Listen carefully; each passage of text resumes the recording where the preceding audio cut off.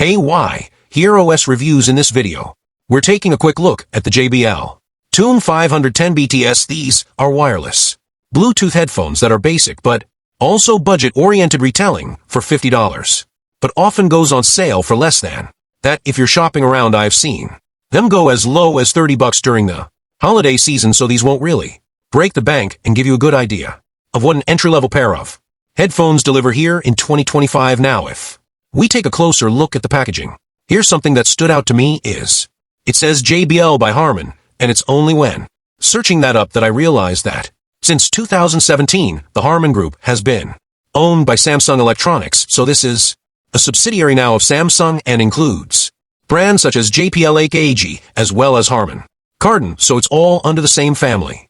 I guess in part that makes sense because for a while now Samsung has been collaborating with brands like JBL as well as AKG on the tuning of their phones and laptops. Also, as a quick disclaimer, YouTube may compensate me for using the shopping tags in this video.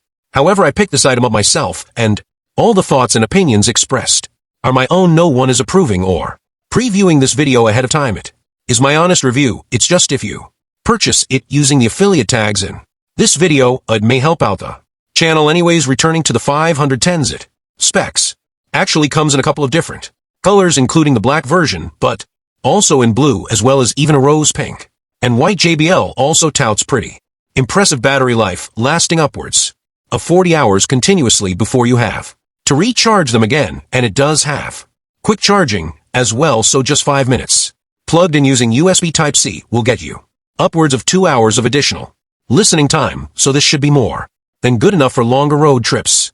Now, it also claims to have fairly good bass response because it is using a 32mm dynamic driver, aka speakers, which are obviously going to be much larger compared to the average 6 or 7mm on wireless buds, for example, so a larger design like this should give you a bit more impact if you're listening to bass as well as drum beats, as compared to the aforementioned wireless buds, which are a little bit more suited for sports and exercise.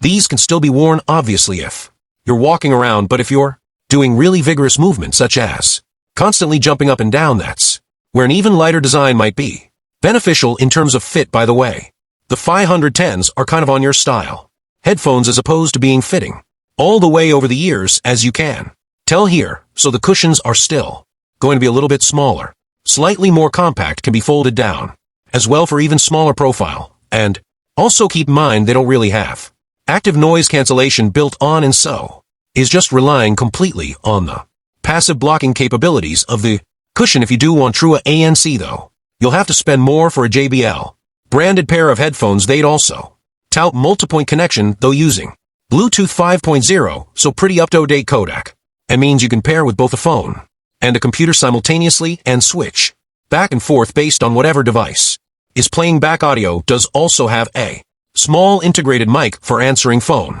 calls, and obviously it's going to be compatible with any computer, tablet, smartphone, whether it's Android or iOS, that uses Bluetooth. However, it is just the standard coda of AAC and SBC instead of having hi-fi Bluetooth codecs like LDAC or aptX lossless, for example. As far as the drivers are concerned, it has a pretty typical frequency range of 20 to 20,000 Hz that is mostly in line with other Bluetooth headphones, and the packaging here just reiterates some of the features we took a look at there earlier. We have the black version. One other thing I will point out is that these aren't going to be compatible with any companion app either, so there's not going to be a first-party app that you can use to control EQ or equalizer properties. If you want to do that yourself, you would have to look at a third-party app, so just keep that in mind compared to some of the more expensive headphones that sometimes has built-in app support in the packaging.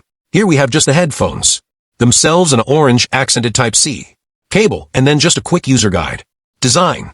And taking a closer look at the design of these headphones, first impressions being they are actually quite compact, and also for scale here, just next to kind of an average pair of TWWS wireless but's average smartphone these days, with a 6.5-inch screen just for reference, and also compared to aforementioned studio style or over-ear style headphones, you can tell that the cushions will be substantially smaller, and they will be resting just on the ears as opposed to being completely covering over them.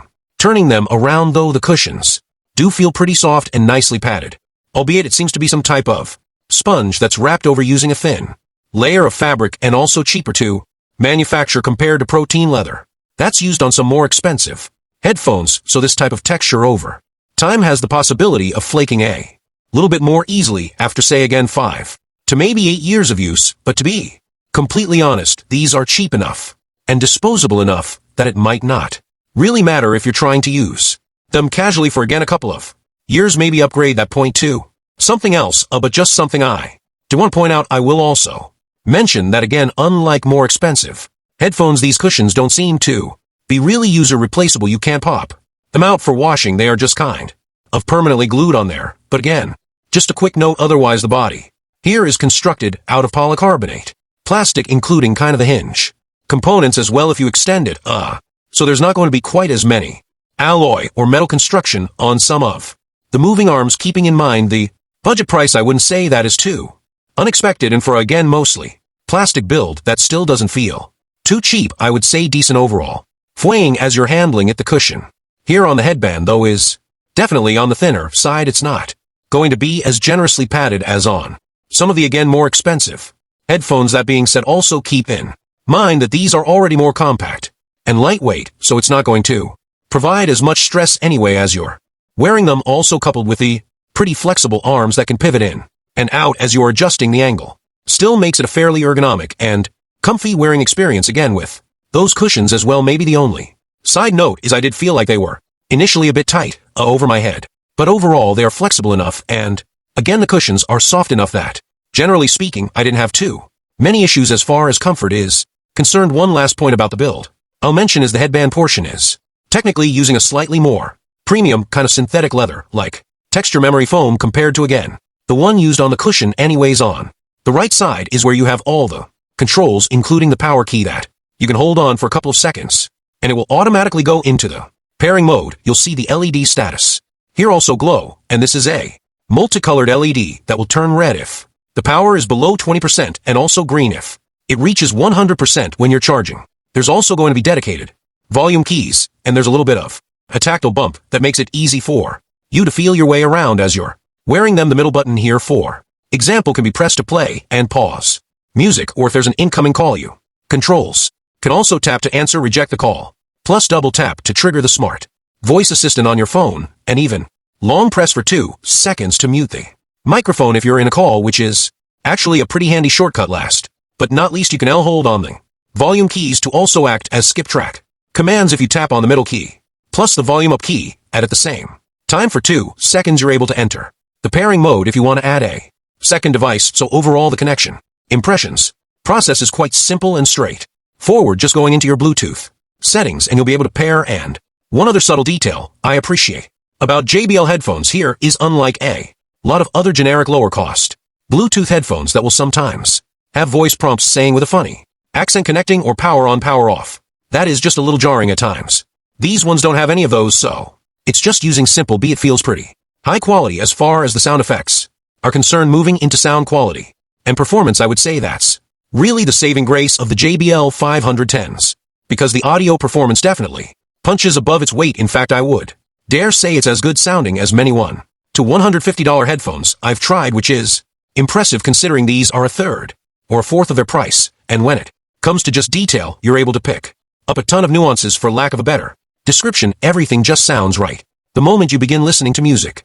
There is enough detail and richness that it doesn't sound too thin when it comes to vocals and higher frequency instruments. At the same time, there is enough of a bass or kick with those 32mm drivers that drum beads as well as EDM pop music still sounds really satisfying. Furthermore, it's very clean, so there's minimal distortion, static, or hissing in the background aside from just the music itself. So pretty good in terms of the Bluetooth connectivity. I was also able to play and pause the track, and everything will still sync together even watching a couple of YouTube videos, even though they don't really have a low latency gaming mode per se. However, because the left and right sides are technically connected together on these headphones compared to wireless buds, so even without a dedicated gaming mode, it still performed pretty well for just, again, general media consumption in addition to obviously listening to music and podcasts. Maybe only one caveat though is that these are lacking built-in 3.5mm headphone jack. That might be due to just cost cutting, as well as the reality that in 2024 a lot of phones and Headphones are just really getting rid of a standard analog port, I think. That's a bit of a shame though, because it would have made them even more versatile. For example, if you're on a flight and you can't really use wireless connectivity, or if you wanted just to consume even less power and use that 3.5mm jack. Unfortunately, it's not something you'll find on the Tune 510. But again, the audio quality here is impressive enough and punches really above its weight enough that I think it still is a solid pair of headphones at the end of the day, because despite the minor quirks, including a slightly lower quality fabric being used for the cushion, the build again not having as many alloy or metal components to it, but ultimately sound quality is the most important part of any audio product, and that is really the part where clearly JBL put the most emphasis on, again, making these one of the best sounding budget Bluetooth headphones that I've tried in recent memory. Of course, if you're a hi-fi audiophile, you can probably still nitpick in some areas. Headphones that have even larger drivers, or even stack multi-D drivers, can squeeze out even more detail on extreme ends of the frequency range on trebles, for example. But again, for the casual listener, this is already more than good enough, and definitely improvement compared to the built-in speakers of any phone, computer, or tablet. So pretty good job when it comes to the audio tuning. But again, you don't get really any extra EQ controls or kind of a BAS boosted mode. It already is very well balanced. I would argue energetic enough without sounding too out of control. But if you wanted more granular adjustments over specific aspects of the sound, well, you're probably going to have to download a third-party app to do that, since there isn't one, again, built by JBL that is supported officially ultimately. Though again, I'm coming away pretty impressed with the Tune 510 BTS. Yes, they are far from most feeder stacked or most technically impressive pair of headphones, but honestly, the real world performance is surprisingly good, so as long as you aren't looking for active noise cancellation and you're okay with not having a 3.5mm jack, I would honestly say the 510s are excellent pair of bare-bones Bluetooth headphones that really don't break the bank. So you can learn more details if interested in the links down below. But for now, that's been our video. Thanks for watching here at OS Reviews. That's been the JBL Tune 510 BT.